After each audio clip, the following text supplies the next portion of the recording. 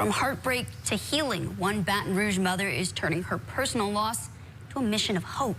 News 2's Jordan Ponzio was at Tragedy to Triumph, an event aimed to bring light into the darkest times. Jordan.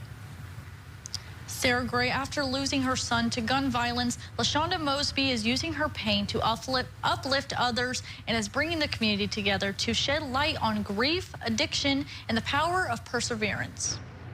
Tragedy to Triumph. That's the mission Lashonda Mosby has for her community after fighting to find that path herself. March 27, 2014, Mosby's 3 sons were shot in the middle of the day in Baton Rouge. Her middle son, Corinthian, was killed. It's a pain she's had to carry all these years later, but has turned it into triumph. I just want to do my part to let somebody know you can make it. And I want to be able to go back and reach and help families that have lost a loved one or give them some hope.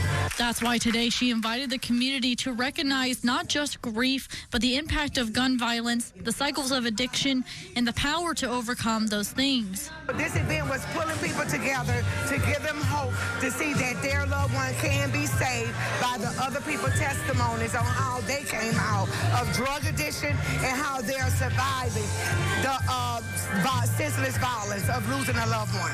The event featured keynote speakers, all with a different story and a different walk of life. You won't live from that. Kylie Cufton, a.k.a. Johnny Domino, creator of Getaways on Instagram, gave his testimony. So I'm here today to just tell my story and be as transparent as possible, just to put hope in people, to tell them, like, you can come from anywhere and change your life. The event had 8 speakers who shared their personal stories in hopes of reaching at least one person's heart. None of this stuff is like for camera time. People got to get out of their heads and really start trying to see how many individual lives they can change. Because as long as you're doing God's work, it's going to be best. Mosby told me she feels like her son is smiling down on her as she goes through this journey. Sarah Gray.